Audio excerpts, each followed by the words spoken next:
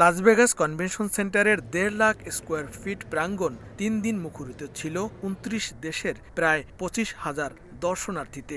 একযোগে West, south ও central convention সেন্টারে শেষ হয় এই বাণিজ্য মেলা।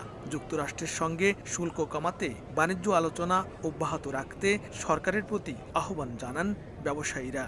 আমাদের বিদেশে বাইরে থেকে যদি একটা স্যাম্পল পার্সেল আমাদের দেশে পাঠায়, সেই পার্সেলটা কাস্টমস ক্লিয়ারেন্স হয়ে যতদিনে আমরা আমাদের হাতে পাই, ওরা ততদিনে স্যাম্পল তৈরি করে বাইরের কাছে পাঠিয়ে দেয়।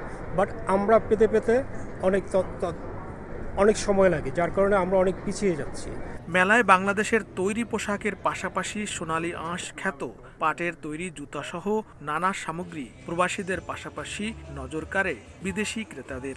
প্রোডাক্টগুলি ইকো ফ্রেন্ডলি, সাস্টেনেবল, অর্গানিক, এই থিমের কারণে বায়ারদের কাছে এটা মোর অ্যাট্রাকটিভ। সো এটি দিয়ে আমরা মেইনলি মার্কেট করার চেষ্টা করছি আমেরিকায়। আমি বাংলাদেশে গিয়েছি, আমি কারখানাগুলো ঘুরে দেখেছি। অসাধারণ মানুষ। আমরা বাংলাদেশের মানুষকে ভালোবাসি, আর আমরা বাংলাদেশের পণ্যের মানকেও ভালোবাসি। এগুলো ভালো উচ্চমানের পণ্য, যা আমরা সত্যিই উপভোগ করি। আমাদের ক্রেতারাও এসব পণ্যের মান উপভোগ করেন। এর স্পর্শ, এর নকশা, এর মাপ সবকিছুই দারুণ।